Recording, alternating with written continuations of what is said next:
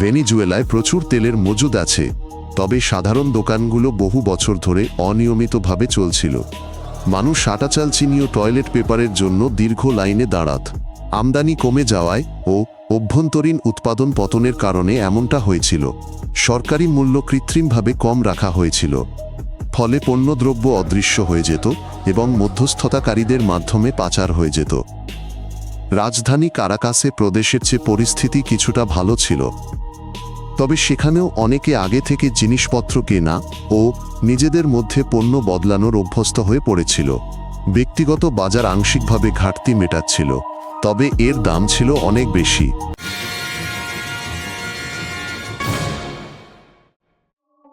তেল শিল্প ভেনিজুয়েলার প্রধান আয়ের উৎস, তবে রপ্তানি আয় বহুদিন ধরে কারখানা, পাইপ ও বিদ্যুৎ ব্যবস্থার আধুনিকীকরণে ব্যয় হয়নি। তেল কোম্পানিটি ঋণে জর্জরিত হল।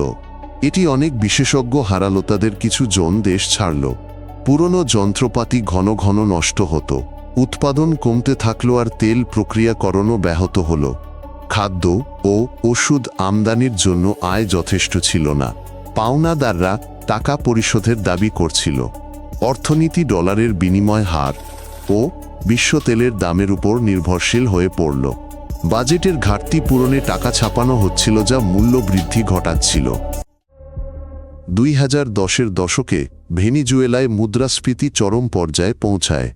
2018 সালে বার্ষিক মূল্যবৃদ্ধি প্রায় 1 মিলিয়ন শতাংশে পৌঁছেছিল, ফলে পণ্যের দাম সপ্তাহ বা দিনে বদলে যেত এবং নগদ অর্থের মূল্য কমে গিয়েছিল। সরকার কয়েকবার বলিভার থেকে শূন্য সরিয়ে নতুন নোট চালু করে, কিন্তু তাতে মূল্যবৃদ্ধি থামেনি। মানুষ ডলারে লেনদেন ও অনলাইন পেমেন্টে অভ্যস্ত হয়, আর নগদ বলিভার কেবল পরিবহন ও ছোট পেমেন্টের জন্য ব্যবহৃত হতো। বেতন মূল্যবৃদ্ধির সাথে তাল মেলাতে পারেনি এবং বাস্তব আয় কমে গিয়েছিল। ভেনিজুয়েলা একটি তেল উৎপাদনকারী দেশ হিসেবে প্রায় বিনামূল্যে পেট্রোলে অভ্যস্ত ছিল, কিন্তু জ্বালানির অভাবে সবকিছু উল্টে গেল। যখন তেল পরিশোধনের সমস্যা হচ্ছিল, তখন পাম্পগুলি বন্ধ থাকত। লাইনের জন্য অনেক ঘন্টা অপেক্ষা করতে হতো।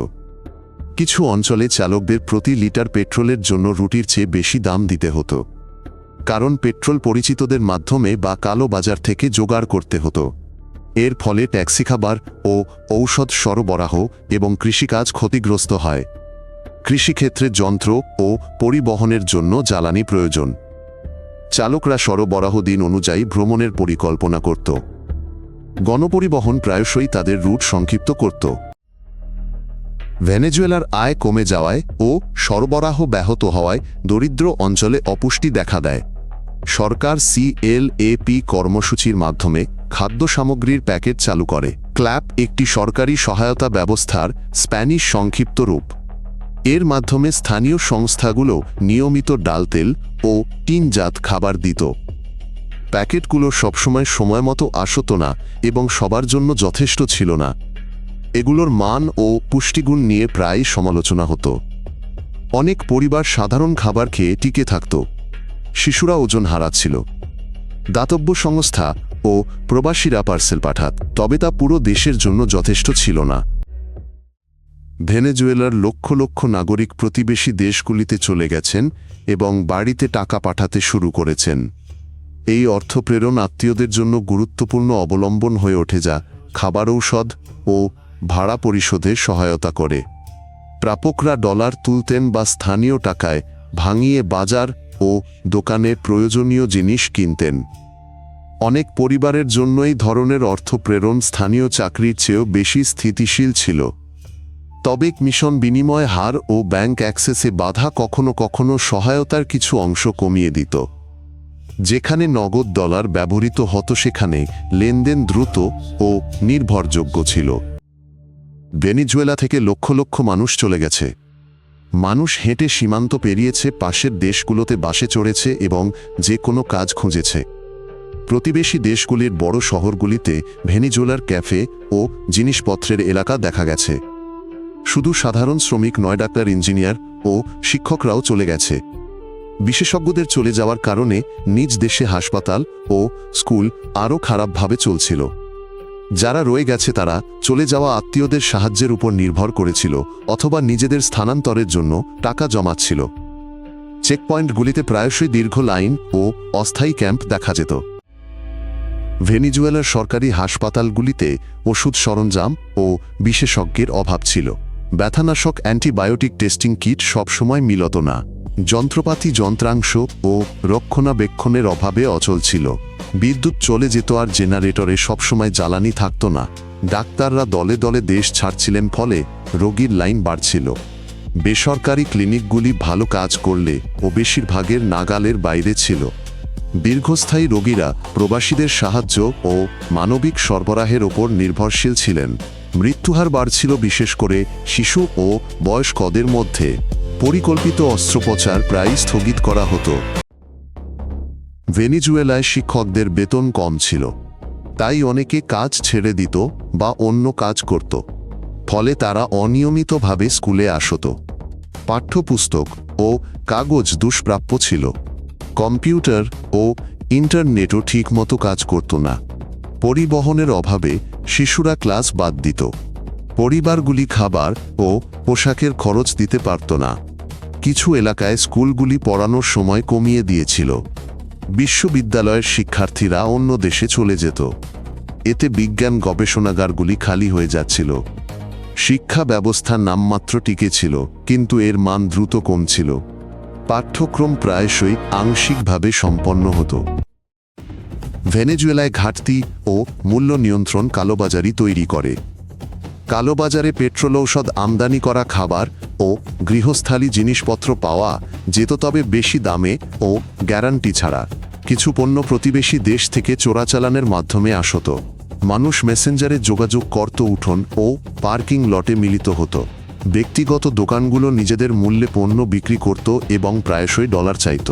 কালো অর্থনীতি ঘাটতি পূরণ করলেও এটি দাম বাড়িয়ে দিত এবং যাদের কাছে বৈদেশিক মুদ্রা ছিল তাদের ও বাকিদের মধ্যে ব্যবধান তৈরি করত। গুণগত মান ও সুরক্ষার নিয়ন্ত্রণ দুর্বল ছিল। 2019 সালে ভেনিজুয়েলার রাষ্ট্রীয় তেল কোম্পানির উপর মার্কিন নিষেধাজ্ঞা বাড়ে। এটি রপ্তানি ও লেনদেন সীমিত করে। এর ফলে বৈদেশিক মুদ্রা আয় কমে যায়। যন্ত্রপাতি মেরামত কঠিন হয়ে পড়ে। কিছু চুক্তির জন্য মাঝে মাঝে শর্ত শিথিল করা হয়েছিল, পরে তা আবার কঠোর করা হয়। উৎপাদন প্রতিদিন 1 মিলিয়ন ব্যারেলের নিচে ছিল। বিনিয়োগ, প্রযুক্তি ও দক্ষ জনবল ছাড়া এই শিল্প দ্রুত পুনরুদ্ধার হতে পারেনি। পাতলা করার উপাদান ও স্থিতিশীল বিদ্যুতের অভাব ছিল মূল সমস্যা। ভেনিজুয়েলা তেলের সাথে যুক্ত নিজস্ব ক্রিপ্টোমুদ্রা পেট্রো চালু করার ঘোষণা দিয়েছিল এবং এটি লেনদেনের জন্য ব্যবহার করার চেষ্টা করেছিল।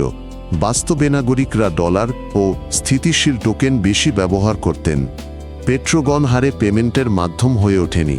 বিদ্যুৎ গ্রিডের ওপর চাপ ও প্রতারণা দমনের কথা বলে মাইনিং কখনো অনুমোদিত ছিল, কখনো সীমিত করা হয়েছিল। সাধারণ মানুষের জন্য আত্মীয়দের পাঠানো অর্থ ও নগদ ডলারই সবচেয়ে নির্ভরযোগ্য ছিল।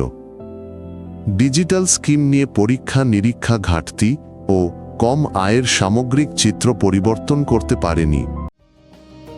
দীর্ঘ সংকট ভেনেজুয়েলায় রাস্তার অপরাধ বাড়িয়েছে এবং গ্যাংদের কার্যক্ষেত্র বিস্তৃত করেছে। কিছু এলাকায় রাতে পুলিশ নিয়ন্ত্রণ হারাতো, তাই বাসিন্দারা অপ্রয়োজনে বের হতেন না। ডাকাতি, চাঁদাবাজি ও জ্বালানি পাচার একটি সাধারণ সমস্যা হয়ে ওঠে। একই সাথে শহরগুলি দীর্ঘস্থায়ী বিদ্যুৎ বিভ্রাট ও তীব্র ভোল্টেজ পতন দেখছিল। এতে পরিবহন বন্ধ হতো, দোকানপাট বন্ধ হয়ে যেত ও ফ্রিজের খাবার নষ্ট হতো। 2019 সালের দেশব্যাপী বিদ্যুৎ বিভ্রাট বিদ্যুৎ ব্যবস্থার দুর্বলতা ও পুরনো সরঞ্জামের উপর নির্ভরতা প্রকাশ করে। যখন ভেনিজুয়েলার তেল আয় কমে গেল, দক্ষিণের জঙ্গলে সোনার উৎপাদন বাড়ল। এটি প্রায়শই লাইসেন্স ও নিয়ন্ত্রণহীনভাবে হতো। এই অঞ্চলগুলিতে খনি শ্রমিক, মধ্যস্বত্বভোগী ও অপরাধী গোষ্ঠী ভিড় জমাল। পারদের ব্যবহার নদী ও স্থানীয়দের স্বাস্থ্যের ক্ষতি করত। এই খনন থেকে আয় খুব কমই বাজেটে যেত, বরং এটি অবৈধ বাণিজ্য ও দুর্নীতিকে উস্কে দিত। পরিবেশবিদ ও মানবাধিকার কর্মীরা বন ধ্বংস এবং জমি নিয়ে সংঘাতের ঘটনা নথিভুক্ত করেন। মাঝে মাঝে অভিযান পরিস্থিতিকে তেমন বদলাতে পারেনি, কারণ কোনো স্থিতিশীল ও স্বচ্ছ নিয়ন্ত্রণ ছিল না। ভেনেজুয়েলায় ভবিষ্যতে 3টি বিষয়ের ওপর অনেক কিছু নির্ভর করবে। দেশে সৎ নিয়ম নিয়ে বোঝাপড়া হবে কিনা, তেল উত্তোলন ও প্রক্রিয়াকরণে বিনিয়োগ আসবে কিনা, বিদ্যুৎ জল পরিবহন ও চিকিৎসা সহ মৌলিক পরিষেবা পুনরুদ্ধার হবে কিনা, বিনিয়োগ ও প্রযুক্তি ছাড়া বৃদ্ধি সীমিত থাকবে, বিদ্যুৎ ও পাতলা করার উপকরণের ঘাটতি ঝুঁকির কারণ হবে। যদি বাস্তব সংস্কার ও সম্পত্তির সুরক্ষা আসে, অর্থনীতি ধীরে ধীরে সচল হবে, চলে যাওয়া মানুষেরা ফিরে আসবে, তা না হলে প্রস্থান অব্যাহত থাকবে। যদি আকর্ষণীয় মনে হয় নতুন পর্বের জন্য সাবস্ক্রাইব করুন। আমাদের সবকিছু সংক্ষিপ্ত ও প্রাসঙ্গিক।